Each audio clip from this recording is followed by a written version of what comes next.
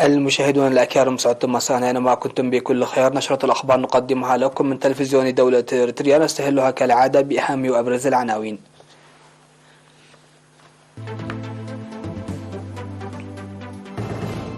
اجتماع لمناقشة التطور المحرز في المؤسسات الصحية.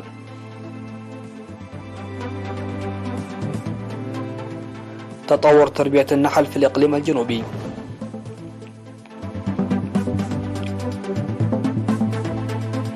تنظيم سيمينار سياحي لأعضاء جمعية المرافق الخدمية بتسني.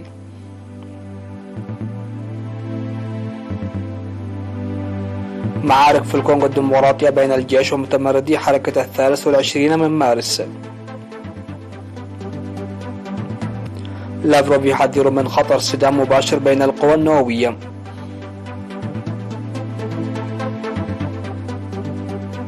وارتفاع حصيلة قتلى الأمطار الغزيرة والفيضانات في الفلبين إلى 13. أهلا بكم. عقد فرع وزارة الصحة في إقليم شمال البحر الأحمر في 20 و21 من ديسمبر لقاء في مدينة أفعبت لتقييم ومناقشة أنشطة المؤسسات الصحية المنتشرة في مديريات أفعبت وقرورة وأدوبها. وقد شارك في اللقاء مدراء المديريات والمهنيين الصحيين ومسؤولي المؤسسات الصحية. ووضح في المناسبة تأمين خدمات صحية متوازنة في كافة المناطق، بالإضافة إلى انخفاض نسبة الإصابة بمختلف الأمراض وخاصة الملاريا والسل، فيما بلغت نسبة تطعيم الأطفال 98%. كما أن الخطوات المتخذة لتصليح المؤسسات الصحية من حيث الأجهزة الصحية والقدرات البشرية ساهمت بقوة في فعالية الخدمات المتقدمة. وقدم مسؤول الفرع الدكتور هينوك تكيه توضيحا مفصلا فيما يتعلق بثلاثة برامج وتطورها والتحديات التي واجهتها خلال 3 سنوات مضت، مشيرا إلى تطور الوعي والفهم المجتمعي، إضافة إلى توسيع وتطور الانتشار المتوازن للمؤسسات الصحية والعمل الجاد لبلوغ الهدف المنشود بالمشاركة الأهلية وخاصة المدراء. وطالب المشاركون منح اهتمام أكبر لمشاكل سيارات الإسعاف والتسهيلات المصاحبة لها وصيانة مستشفى أفعبت وتوسيع انتشار نقاط صحية.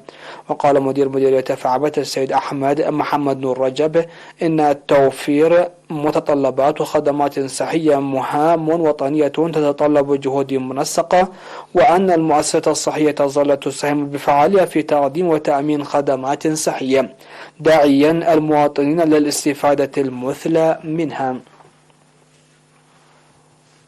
ذكر مكتب وزارة الزراعة في الإقليم الجنوبي تطور تربية النحل في الإقليم كما ونوعا.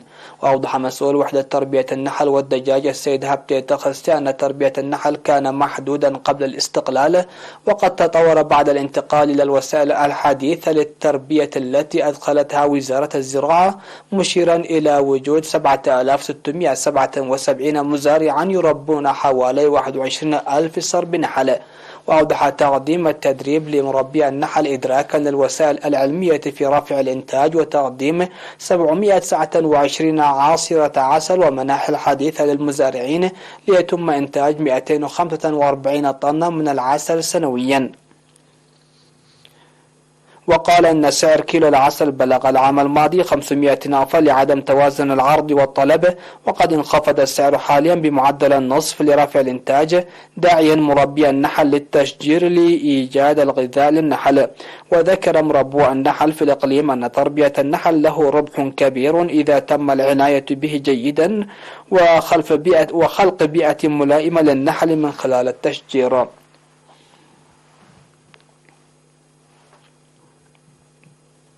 نظم قسم السياحة في إقليم الكشبركة سيمينارا ل192 من أعضاء جمعية المرافق الخدمية السياحية في مديرية تسني لضمان تقديم خدمات جيدة.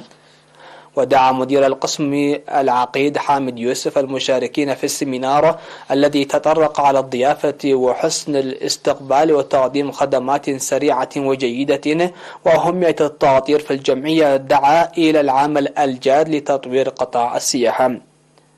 وذكر مسؤول الدراسات ومتابعة الموارد السيد سمرات قبر مدهن أن السياحة الداخلية أساس السياحة العالمية، مؤكدا بأن تقوية المرافق الخدمية وتقديم خدمات جاذبة للزوار من أهم أهداف وزارة السياحة. من جانبها أوضحت رئيسة جمعية المرافقة الخدمية في مديرية تسني السيدة محرة أمانيل أهمية الجمعية للدفع بالأنشطة السياحية. وأكد المشاركون في السيمينار على العمل لتطبيق التوجيهات المقدمة مطالبين لاتخاذ إجراءات قانونية ضد المرافق التي تقوم بأنشطة لا تتناسب مع عادات وتقاليد المجتمع. وقال مدير مديرية تسني السيد سيوم جبريسوس إن معظم المرافق الخدمية تحترم القانون، وعلى الجمعية تقوية الرقابة لإمكانية وجود مرافق تقوم بأنشطة تتشابه مع القيم المجتمعية. وقام قسم السياحة في إقليم القاشبركة بأنشطة توعوية لأصحاب وعمال المرافق الخدمية في الأشهر الستة الماضية حول الأمراض المعدية بالتعاون مع المهنيين الصحيين بالإضافة إلى جودة الخدمات.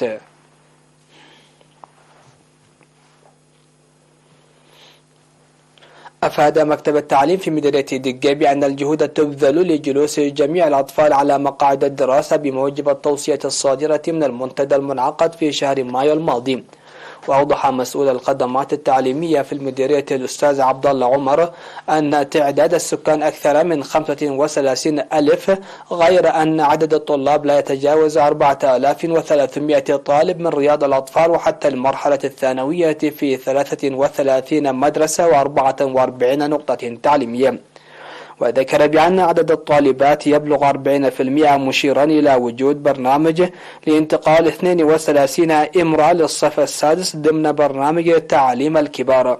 وأوضح بأن برامج الأولوية عام 2023 تشمل رفع المشاركة في التعليم وصيانة البنية التحتية وتدريب المعلمين. قدمت جمعية الإعاقة الذهنية دعما نوعيا ل26 من أعضائها في مدينة الدقيح لمساعدتهم في أنشطتهم اليومية. تضمن الدعم المقدم أدوات منزلية وإضاءات تعمل بالطاقة الشمسية وأدوات نظافة.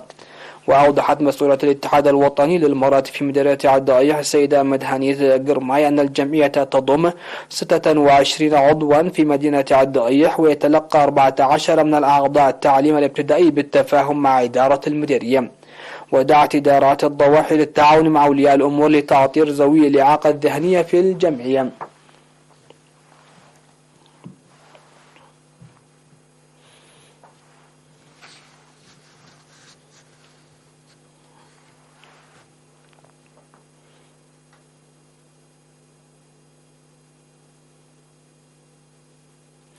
مشاهدينا فاصل قصير ومن ثم نعود لمتابعة الأنباء على الصعيد العالمي.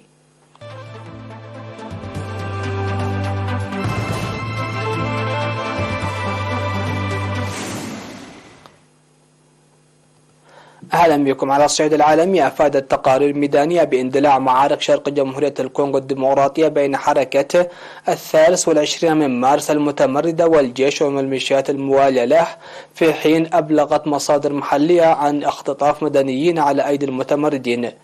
واستمرت الاشتباكات التي بدأت في منطقتي بيشوشا وتونغو بحسب ما أفاد سكان مونغوما عاصمة إقليم شمال كيفو. وأكد المسؤول في المجتمع المدني سيبريان أن المتمردين خطفوا في تونغو والمناطق المحيطة نحو 50 شخصا يتهمونهم بالتعاون مع نياتورا ميليشيا مناهضة لحركة 23 من مارس والقوات الديمقراطية لتحرير رواندا، جماعة مسلحة رواندية معارضة، موضحا أنه تم إطلاق سراح حوالي 15 شخصا فقط، أغلبهم نساء.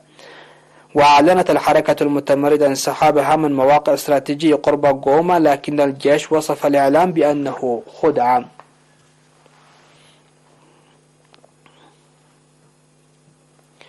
اتهم وزير الخارجية الروسي سيرجي لافروف الولايات المتحدة بالسعي لقتل الرئيس فلاديمير بوتين، وحذر من صدام مباشر بين القوى النووية. وفي مقابلة نشرتها وكالة ناس الروسية للأنباء، وصف لافروف تصريحات لمسؤولي وزارة الدفاع الأمريكية البنتاغون بشأن توجيه ضربة للكرملين تقطع رأسه بأنها تهديد مباشر بقتل الرئيس بوتين، محذرا من عواقب مثل هذا المخطط. وقال الوزير الروسي إن موسكو مستعدة لبحث القضايا الأمنية بشأن أوكرانيا عندما تدرك واشنطن سلبية مسارها الحالي وفق تعبيره. واتهم لافروف الأمريكيين بنقل معلومات استخبارية إلى القيادة الأوكرانية والمشاركة في تخطيط وتنفيذ العمليات العسكرية، كما اتهم شركات عسكرية خاصة غربية ومدربين عسكريين بالقتال إلى جانب القوات المسلحة الأوكرانية.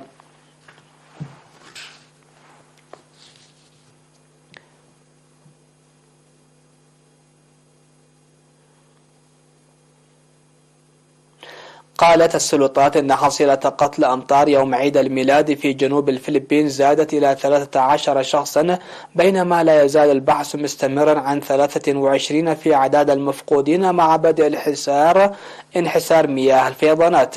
وذكرت وكالة مكافحة الكوارث أن معظم الوفيات حدثت بسبب الغرق جراء السيول بعد يومين من الأمطار الغزيرة، وأجبرت أكثر من 45 ألف شخص على اللجوء لمراكز إيواء.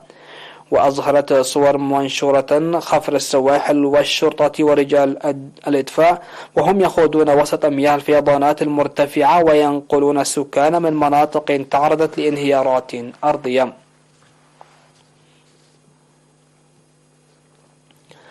لا تزال أجزاء من شمال شرق الولايات المتحدة تواجه مجموعة من العوامل الجوية السيئة وما يصاحبها من ثلوج ورياح ودرجات حرارة أدنى من الصفر التي اجتاحت البلاد على مدار عدة أيام، متسببة في انقطاع التيار الكهربائي على نطاق واسع وإلغاء آلاف الرحلات الجوية وما يقارب 50 حالة وفاة.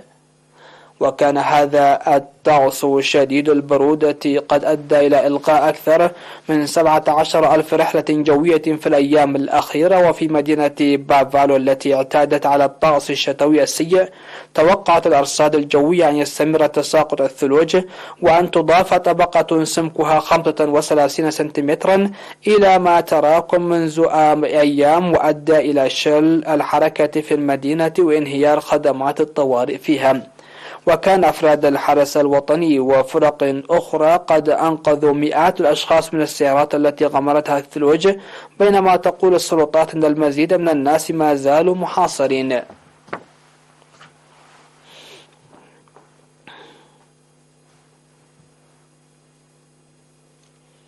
ختام النشر هذا تذكير بأبرز العناوين. اجتماع لمناقشة التطور المحرز في المؤسسات الصحية. تطور تربية النحل في الإقليم الجنوبي.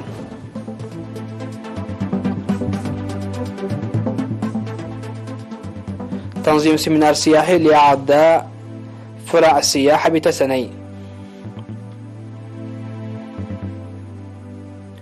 معارك في الكونغو الديمقراطية بين الجيش ومتمردي حركة 23 من مارس. لافروف يحذر من خطر صدام مباشر بين القوى النووية.